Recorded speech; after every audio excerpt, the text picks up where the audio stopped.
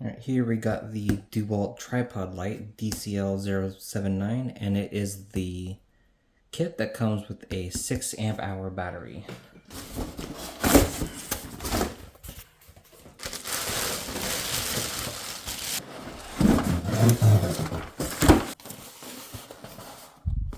Six-amp-hour battery. So it extends by unlocking those, and you can pull this up. Lock it into place. And we also have this trigger right here, which opens up the legs. Battery didn't come charged, but go ahead and use that. So we got the button here to turn it on and to change the brightness. It's got 3 brightness settings. I don't know what the rating for each setting is, but this light is up to 3000 lumens.